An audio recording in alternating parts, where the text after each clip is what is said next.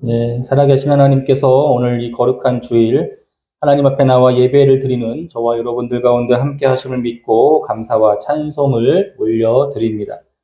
오늘로 이 시간 주님의 은혜와 사랑이 가득해서 기쁨이 충만한 귀한 예배가 되시기를 주님의 이름으로 축원합니다. 예, 봄이 지나가는 이때에 날씨가 점점 이제 더워지는 것 같습니다. 더워지는 날씨에 더욱 건강하게 이 시기를 보내시기를 바라겠습니다. 요즘 아직 5월인데 사실 벌써부터 여름 휴가를 계획하시는 분들을 종종 많이 보게 되어집니다. 그리고 휴가철에 이제 제주도 가는 비행기 티켓 구하기가 벌써부터 힘들다는 소식을 듣습니다. 저 아는 지인 중에 어떤 분은 아예 여름 동안 휴가를 해외여행을 계획하고 계시는 분들도 제가 보았습니다. 2, 년 동안 즐기지 못해서 그런지 이번 여름 휴가를 정말 벼르고 있는 분들이 꽤 있더군요. 그러나 여러분, 오늘 우리가 공동기도를 하면서도 기도했지만 자칫 그런 생각들 때문에 우리에게 절제하지 못하고 부모 없는 그런 모습으로 살지는 않을까 하는 염려도 됩니다. 그동안 못한 것을 즐기는 것도 좋지만 적절하고 규모 있게 절제하는 모습도 우리에게 필요한 것 같습니다. 그래서 삶이 이게 정돈되어지고 균형 있게 이어지도록 하는 지혜가 우리에게 필요한 것이지요. 오늘은 교회력으로 부활절 6번째 주일로 보내는 주일입니다. 그리고 오늘은 요한일서 3장 18절에서 22절 말씀 보면서 거리낌이 없는 신앙이라는 제목으로 은혜를 나누도록 하겠습니다. 우리 속담에 도둑이 제발 저리다라는 말이 있습니다. 그렇죠? 이 말의 뜻이 무엇입니까, 여러분? 이 말은 잘못을 저지르면 마음이 조마조마해져서 스스로 약점을 드러낸다라고 하는 말입니다. 예컨대 여러분 어린 시절에 놀다가 집에 있는 물건을 망가뜨리면 들킬까 봐서, 그렇죠? 도자기를 깬다거나 혹은 아버지가 아끼는 물건을 내가 망가뜨린다면 들킬까 봐서 며칠 동안 부모님의 눈치를 보며 행동했던 경험이 한 번쯤은 있으실 것입니다. 그렇죠? 그는 한두 번이 아니겠죠. 예. 그리고 또 범죄 영화를 보면은 범죄를 저지른 범인이 자신이 범죄를 저지른 그 장소에 다시 한번 온다라는 것이 불문율 아닙니까? 그죠? 이런 모습이 바로 들킬까봐 하는 그 불안한 마음으로 행동하는 모습일 것입니다. 곧 도둑이 제발 저린 모습이 되겠지요. 제가 가끔 외부 사역을 하면 사례비를 받을 때가 있습니다. 많게는 몇십만 원씩도 받을 때가 있는데, 그러면 보통 아내에게 다 가져다 주는 게 사실은 맞죠. 그런데 가끔은 제가 인마이 포켓을 할 때가 있습니다.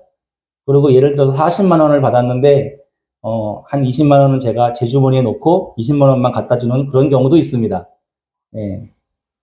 그리고 아무것도 받지 않은 양, 그것만 받은 양 이렇게 연기하면서 제 비상금으로 사용할 때가 있습니다. 그런데 그럴 때면 사실 왠지 아내에게 눈치가 보이고 이 사람이 다 알고 있으면서 나에게 말을 안 하는 것 같다 하는 생각에 더 미안해지기도 합니다. 그렇게 마음이 조마조마하게 지내면서 며칠 동안은 아내의 눈치를 보겠죠. 이 사람이 아는 거 아니야? 예, 그리고 가끔 이렇게 그 돈을 받았던 봉투를 발견할 때가 있어요, 제 아내가. 쓱 보고 그냥 넘어갈 때가 있습니다. 예. 그러면 더 조마조마하죠. 예. 그러면서 며칠 동안은 아내의 말도 잘 듣고 시키는 거 다 해주는 등의 그런 고분고분한 모습을 보이기도 합니다. 가끔 제가 아내 몰래 갖고 싶었던 전자제품 같은 것을 할 때가 있습니다. 남자들의 로망이죠. 전자제품 사는 거, 그죠? 사실 말도 안 하고 제가 막 지르거든요. 사실 그렇게 필요한 것도 아닌데 그냥 충동 구매를 하는 경우도 있습니다. 그러면 괜시리 마음이 찔려갖고 배송을 집으로 아니라 교회로 이렇게 시킨다든지, 예. 배송이 와도 며칠 동안 그걸 풀지 않고 이렇게 숨겨놓을 때가 있습니다. 그러다가 아내가 없을 때 몰래 이렇게 풀어보고 혼자 흡족하고 그리고 사용할 때가 있는데, 당연히 우리 아내한테 그것을 들킬 수밖에 없겠죠. 사용하다 보면. 그럼 아내는 또 뭘 샀어? 라고 물어보죠, 저한테. 뭘 또 샀어? 이렇게 물어봅니다. 그리고 그 한마디를 하고는 아무 말도 하지 않습니다. 사실 그런데 이럴 때 더 조마조마하고 무서운 것이죠.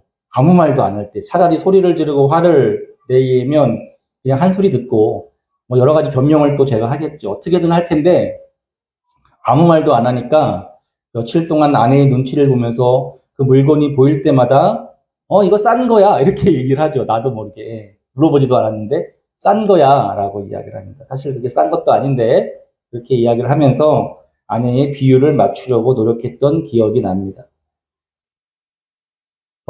여러분 제 나이가 40이 넘었는데 제가 사고 싶은 것 좀 살 수 있지 않습니까? 그렇죠? 가끔 그런 생각이 들어요. 내가 40 지금 40이 넘고 40대 중반이 넘었는데 내가 사고 싶은 것도 못 사나? 뭐 이런 생각이 들 때도 있는데 그런데 왜 이렇게 마음이 불편한 것입니까? 그것은 바로 어떤 부분에서는 내 마음 가운데 그것을 사는 것, 그런 모든 행동이 거리끼기 때문에 그런 것이죠. 거리낀다는 것은 뭡니까? 당당하지 못하다는 말이겠죠. 그리고 뭔가 캥기는 게 있다라고 하는 말이겠죠. 내 양심에. 그 이유를 봤더니 아내는 자기가 사고 싶은 것도 잘 안 사고 살림하는데 이렇게 다 돈을 쓰고 화장품도 맨날 페이스샵 이런 데서 싼 것만 쓰는데 나는 사고 싶은 걸 사니 괜시리 미안해지는 마음이겠죠.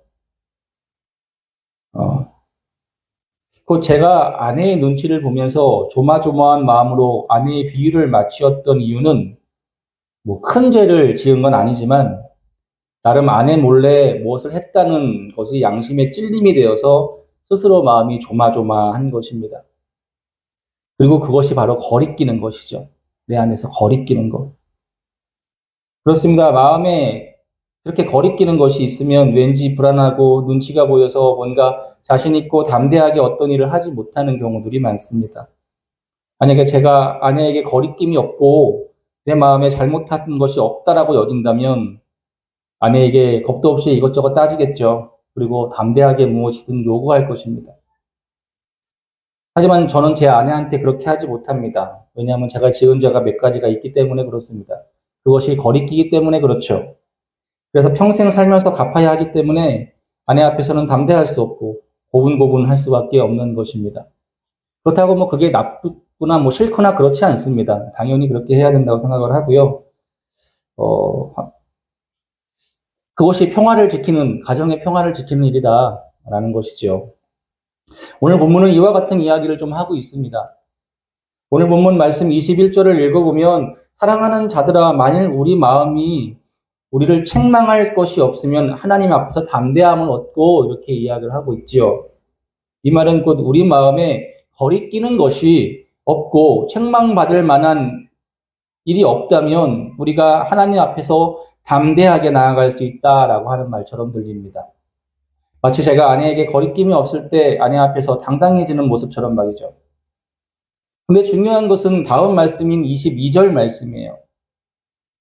그렇게 우리가 하나님 앞에 거리낌이 없고 마음에 책망받을 만한 일이 없다면 구하는 바를 그에게서 받나니 이는 우리가 그의 계명을 지키고 그 앞에서 기뻐하시는 것을 행함이라 이렇게 이야기를 하고 있습니다. 즉 우리가 하나님 앞에 거리낌 없이 자신 있고 담대하게 나아갈 수만 있다면 하나님께서도 우리에게 구하는 것을 주신다는 것입니다. 왜냐하면 우리가 거리낌 없다는 것이 바로 하나님이 기뻐하시는 일을 지금 행하고 있다는 그런 뜻이 되기 때문에 그런 것이죠. 이것이 바로 거리낌이 없는 신앙의 모습인 것입니다. 그렇다면 이 거리낌이 없는 신앙이라는 것은 과연 무엇일까? 그리고 그런 신앙이 되려면 어떻게 해야 할까? 정말 하나님 앞에 그렇게 자신 있고 담대하고 싶은데 난 왜 매일 주님 앞에만 서면 이렇게 한없이 작아지는 것일까? 왜 주님 앞에 오면 이렇게 찔리는 것도 많은지, 그죠? 물론 이런 것이 정상일 수 있습니다. 예. 하나님 앞에서 우리가 당당한 사람이 누가 있겠어요? 그죠? 하지만 그럼에도 불구하고 우리의 신앙이 거리낌 없이 하나님 앞에 담대할 수 있는 방법이 무엇입니까? 저는 이 말씀을 묵상하면서 이 질문을 수없이 한번 던져봤습니다. 나는 아무리 거룩하게 살려고 노력해도 하나님 앞에서만 서면 수만 가지 잘못을 발견하게 되고 나의 연약한 모습 때문에 스스로 자신을 책망하는 것밖에 보이지 않는데 과연 주님 앞에 거리낌이 없다는 것은 무엇일까? 이 일이 과연 가능한 일이긴 한가? 라고 하는 것이죠. 그런데 오늘 18절에서 저는 그 질문의 대답을 좀 찾아보게 되어집니다. 오늘 18절에는 이렇게 이야기하죠. 자녀들아, 우리가 말로 혀로만 사랑하지 말고 행함과 어떻게 진실함으로 하자. 즉 말로만 혀로만 나불대는 것이 아니라 행함 그리고 진실함으로 사랑하면 된다라고 말씀하시는 것이죠. 또한 18절 이하 19절은 우리가 이렇게 행함과 진실함이 된다면 이것 때문에 우리가 진리에 속한 줄을 알게 된다고 이야기를 합니다. 그리고 이것이 주님 앞에서 마음을 굳세게 해준다고 이야기합니다. 그리고 20절에는 이는 우리 마음이 혹 우리를 책망할 일이 있어도 하나님은 우리 마음보다 크시고 모든 것을 아시기 때문이라는 이야기를 하고 있습니다.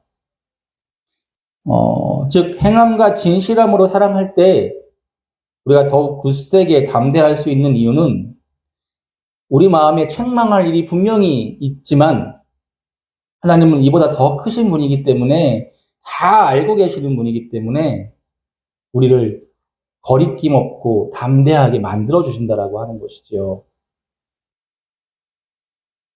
거리낌이 없는 신앙이 된다라고 하는 것은요. 곧 우리 안에 사랑이라고 하는 것이 바탕에 깔려 있으면 되는 겁니다. 그리고 그것을 입으로만 하는 것이 아니라 행함과 진실함으로 그런 모습으로 살아가야 된다라고 하는 것이죠.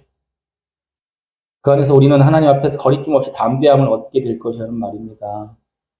예, 여러분 마음에도 없이 행동하면 그게 거리끼는 거겠죠. 예, 그렇지 않습니까?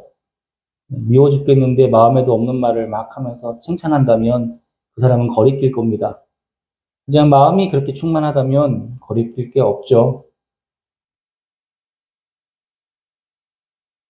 그래서 저는 오늘 이 사랑이라는 것을 전제로 깔고 가는 것이고 우리가 읽은 요한일서 3장에서 가장 중요한 단어이지만 오늘은 행함과 진실함이라는 것에 더 집중을 좀 해보겠습니다.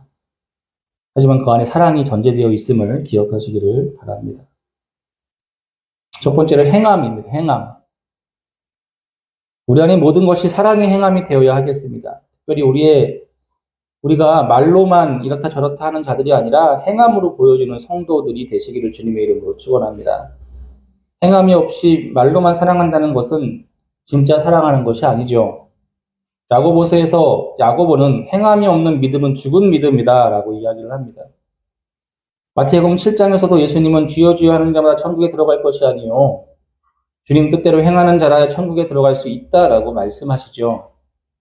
즉 얼마나 사랑하느냐는 그가 사랑하는 대상에게 내가 어떻게 행하고 있느냐를 보면 알 수 있다는 거 아니겠습니까? 말로는 사랑해, 죽도록 사랑해 하면서 상대방에게 관심조차 기울이지 않고 매일 그에게 상처를 주는 행위를 한다면 그것은 거짓 사랑이라고 해도 될지 모르겠습니다. 믿음도 마찬가지인 것이죠. 예수님을 믿는다고 이야기하면서 믿음의 삶이 없고 예수님을 따르지 않으며 세상적인 욕심에 빠져서 그것만을 쫓고 있다면 그가 말하는 믿음은 도대체 어떤 믿음인지 거짓 믿음이라고밖에 이야기할 수 없는 것입니다. 그래서 저마다 행함의 중요함을 이야기하는 것이죠. 그것으로 사랑을 또한 믿음을 볼 수 있는 것입니다. 바로 그 행함이 열매가 되는 것입니다.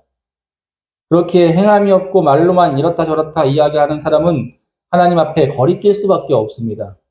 하는 게 없잖아요. 그죠? 그죠? 가끔 우리 둘째한테 뭐라고 할 때가 있어요. 맨날 핸드폰만 보고 뭐 하고 있으면은 그럼 아빠도 그러잖아. 그런 저한테 그래요. 그죠? 그럼 제가 거리끼는 거예요. 예. 왜냐하면 나는 말은 그렇게 하지만 나 안에도 행함이 없기 때문에 그렇죠.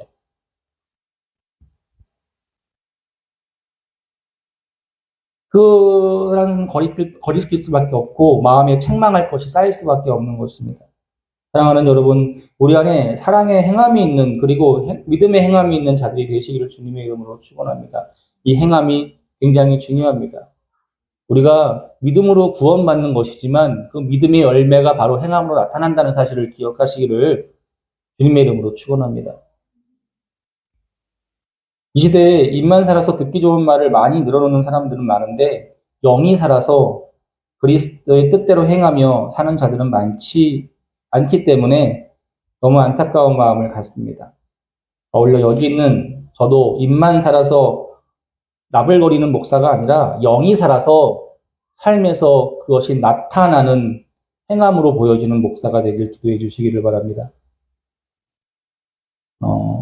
제가 예전에 언급한 적이 있으면 제 친구 중에 그 모태신앙이긴 하나 정말 세상적으로 살다가 예수님을 인격적으로 영접하고 믿음을 가진 친구가 있습니다. 그것이 30대 중반이 넘어서 드디어 그 친구가 예수님을 정말 만나게 되어진 그런 경험을 하는 적이 있습니다.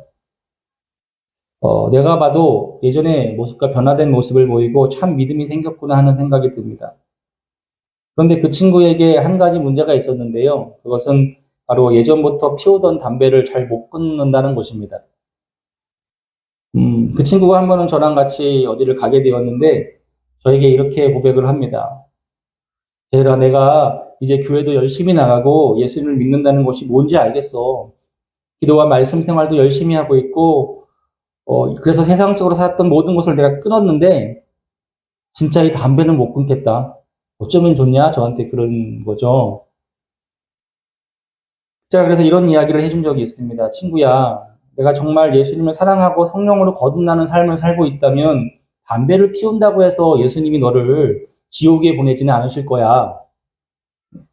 하지만 네가 이야기한 것처럼 담배를 피우는 것이 하나님 앞에 네가 나아가는데 방해가 되고 거리낌이 되고 찔림이 계속 되어진다면 그건 끊어야 될 것 같다. 왜냐하면 네가 하나님과 교제하는데 그게 방해가 되기 때문에 그래. 그렇게 이야기를 했어요. 하나님은 자신 때문에 내가 담배를 끊었다고 하면 그 담배를 끊은 것 자체보다 네가 그렇게 결단하고 행동했다는 그 행함에 하나님께서 기뻐하실 거야. 그래서 그렇게 이야기를 하셨던 기억이 있어요. 그 친구가 이제 고민을 하면서 돌아갔습니다. 그리고 이제 한 몇 달 정도 지난 다음에 다시 한번 그 친구를 만났는데 저에게 와서 자기가 담배 끊은 지 3달이 되었다고 이야기를 해주더군요. 네. 저 때문에 끊은지는 모르겠지만 어쨌거나 말이 아닌 행함으로 보여준 그 친구의 용기가 저는 참 좋아 보였고 박수를 쳐주었습니다. 혹 우리에게도 이렇게 결단해야 되는데 못하고 있어서 계속해서 하나님 앞에 나아가는데 거리낌이 있는 문제가 있으십니까? 그것이 무엇이든 술이든 담배든 예배에 참석하는 일이든 11조를 드리는 일이든 교회 봉사를 하는 일이든 어떤 일이든 간에 혹 내 마음에 거리낌이 있어 하나님 앞에 방해가 된다면 오늘 행함의 모습을 하나님 앞에 보여드리시기를 바랍니다. 그게 잘 되지 않죠. 처음부터 완벽할 수 없습니다. 하지만 말만 그렇게 할 것이 아니라 먼저 내 마음이 그렇습니다라고 행할 때 하나님께서 그 행함으로 말미암아 여러분을 기뻐하실 줄로 믿습니다. 두 번째로 진실함입니다. 이 진실함은 거짓이 없다는 말이죠. 우리가 거짓 없이 사랑함이 중요합니다. 거짓 없는 믿음이 중요합니다. 중요한 것은 우리가 하나님 앞에 거짓말하는 자들이 되지 말자라고 하는 것이죠. 적어도 이것이 행함만큼 중요한 일입니다. 많은 사람들이 입술로는 이렇게 하겠습니다, 저렇게 하겠습니다 이야기하고 맹세하고 결단하고 서원하고 그렇죠. 하지만 대부분이 그것을 지키지 못하고 하나님 앞에 거짓말만 하는 사람이 되고 마는 것을 봅니다. 그래서 예수님께서 도무지 얘들아 맹세를 좀 하지 말라 이렇게 말씀하시잖아요. 지키지도 못하고 자꾸 맹세만 해서 하나님 앞에 죄를 짓느냐 이렇게 말씀하시는 것을 볼 수가 있는데 사랑하는 사람에게 거짓말을 일삼고 속이기를 반복하는 사람은 실상 그 사랑이 어떤 사랑인지 우리가 의심해 보아야 하는 것처럼 마찬가지로 예수님을 믿는다는 사람이 하나님 앞에서 거짓 맹세와 속이기를 반복한다면 그 믿음 또한 의심해 봐야 하는 것일 수 있습니다. 여러분, 진실하십시오. 하나님, 내가 이렇게 하고 싶은데 어쩌면 못할 수도 있어. 이렇게 차라리 얘기하십시오. 예, 하겠습니다. 이게 아니라. 그게 진실한 거 아니겠어요? 저는 그렇게 하거든요. 예. 아, 내가 이렇게 하겠습니다. 그래도 내가 못할 것 같아. 못할지도 모르겠어요. 자신은 없어요. 그렇게라도 하시라는 거예요. 그렇게라도. 그게 제 마음이기 때문에 그래요. 그리고 열심히 하려고 노력하십시오. 어떻게 완벽할 수 있겠습니까? 숨겨둔 것이 없이 다 보여주는 것이 진실이에요. 그렇게 겉과 속이 다르게 거짓으로 살아가는 사람은요, 하나님 앞에 담대하게 나아갈 수가 없습니다. 거리끼는 거예요. 거리낄 수밖에 없어요. 왜냐하면 하나님은 우리가 무엇이 거짓이고 무엇이 진실인지 모든 것을 다 알고 계시기 때문에 그렇습니다. 요즘 선거철이잖아요. 다음 주면 바로 선거인데 매일 문자와 연락이 옵니다. 하루에도 수십 통씩 오는 것 같아요. 아주 지겨워 죽겠어요. 예. 그런데 저마다 하는 말이 얼마나 좋은 말들만 하는지 모릅니다. 그리고 우리 교회는 그럴 일이 없겠지만 큰 교회 같은 경우에는 이 선거운동하는 사람들이 교회에 등록하곤 합니다. 제가 예전에 있던 그 교회에서도요, 선거철만 되면 한꺼번에 대여섯 사람들이 이렇게 교회에 등록해서 열심히 나오는 곳입니다. 그 누군가 알고 이렇게 보면은 선거 사무실의 그 직원들이나 후보자 가족들인 경우가 많이 있습니다. 그리고 후보자도 자신도 교회에 등록하기도 하죠. 그래서 목사님을 만나 뵙고 싶습니다. 막 이렇게 이야기를 합니다. 이들은 처음에 교회에 등록해서 자신이 선거와는 무관합니다. 다 보이는데, 그죠? 그러면서 교회에 열심히 다닐 것처럼 행동하고 이야기를 합니다. 하지만 사실 알고 보면 자신들이 돕는 후보자에 대해서 광고하는 사람들을 동원해서 한 표라도 더 얻기 위한 일이라고 하는 것을 알 수가 있습니다. 그리고 선거가 끝나고 후보가 낙선이라도 하게 되면 언제 그랬냐는 듯 교회에서 흔적조차 보이지 않는 경우들이 하다하죠. 예수님을 믿는 믿음으로 교회에 나올 척하지만 사실은 선거운동을 하기 위해 교회에 나온 거짓된 모습이 아닐 수 없습니다. 이러한 모습은 진실한 모습은 아니죠. 차라리 와서 더 선거운동하러 교회에 등록하겠습니다. 이렇게 얘기하라고. 왜 속입니까? 우리들의 모습 속에서도 하나님을 믿는 믿음의 진실함으로 포장된 모습이 아니라 정말 진실한 모습으로 나아가야겠습니다. 교회는 예수님 앞에 가면을 쓰고 나오는 곳이 아닙니다. 오히려 우리의 마음의 문을 열고 예수님 앞에 다 드러내려고 나오는 곳이 교회입니다. 가끔 예배에 나와서 예배에 간 보는 사람도 있습니다. 그죠? 그리고 담임 목사님 청빙해가지고 설교 한번 들어보겠습니다라고 해서 와서 설교 좀 해보세요. 이런 교회들도 있어요. 네. 평가를 합니다. 설교를 평가하고 예배를 평가를 하죠. 좀 저는 안타까워요. 그런 모습이. 네. 하나님은 거짓된 모습을 원하지 않으십니다. 우리가 진실함으로 나아가기를 원하십니다. 우리가 진실함으로 나아가기를 원하시고 또 진실함으로 사랑하기를 원하십니다. 우리 하나님 앞에 나올 때 거짓으로 포장된 모습이 아닌 진실함으로 거리낌 없이 담대하게 주 앞에 나올 수 있는 그 거리낌이 없을 때, 그 진실함이 있을 때 거리낌이 없을 수 있잖아요. 여러분 그렇게 담대하게 나올 수 있는 뭐라고 말씀하십니까? 말씀에서 그렇게 되면 너희들이 그렇게 되면 내가 구하는 것을 다 주겠다 이렇게 말씀하고 계시지 않습니까? 하나님은 그것을 원하시는 거예요. 어떤 결과보다 여러분의 그 과정들이 그렇게 행함과 진실함이 가득하게 원하시는 것입니다. 저와 여러분들 그런 거리낌이 없는 신앙 되시는 저와 여러분들 되시기를 주님의 이름으로 축원합니다. 저는 우리 교회 성도들은 그렇지 않다라고 봐요. 그런데 너무 진실하시고 너무 잘 섬겨주시는 분들이라서 너무 감사하고 사랑하고 축복합니다. 사랑하는 여러분, 거리낌이 없다는 말은 잘못이 없어서 마음이 불편하지 않다는 것입니다. 오늘 말씀처럼 마음에 책망할 것이 없다라고 하는 거예요. 스스로 내게 마음 책망할 것이 없어요. 나는 괜찮아. 나는 깨끗해. 자신 있어. 이거겠죠. 그리고 그런 마음이 하나님 앞에 나아갈 담대함을 얻게 만듭니다. 내가 비록 흠이 있어도 하나님 앞에 진실함으로 내가 나아간다면 그게 거리낄 게 없는 거예요. 하나님은 다 알고 계시다니까요. 이미 다 알고 계시는데 뭐 말 못할 게 뭐가 있겠습니까? 하나님 앞에서 어떤 사람이 거리낌이 없을 수 있겠습니까? 행함과 진실함으로 사랑할 때 그가 하나님 앞에 거리낌 없이 나아올 수 있는 거죠. 이것은 우리의 가족들에게도 마찬가지예요. 가족이 행복하고 서로 간에 거리낌이 없다는 것은 그 안에 이미 사랑의 행함과 진실함이 가득하다는 것입니다. 가족 간에 행함과 진실함이 없이 말만 많고 겉으로만 그런 척하고 살고 있다면 그 가족은 행복할 수 없겠죠. 왜냐하면 거기엔 서로 숨기는 것들이 있기 때문에 그렇습니다. 예, 그죠. 저는 제 핸드폰을 다 공개를 하거든요. 제 가족들에게. 제 패턴을 다 알아요. 우리 가족들이. 제가 바꿀까도 싶은데, 근데 저한테는 안 알려주더라고요. 예, 그래서 나는 다 알려주는데 당신은 왜 안 알려주시오? 내가 막 이렇게 이야기하곤 하는데, 뭐 그건 중요한 게 아니고요. 우리 안에 제가 왜 보여주겠습니까? 제 핸드폰을 막 애들이 쓰고 그러는데 왜 거리낄 게 없기 때문에 그런 거예요. 그게 담대함을 얻는 것입니다.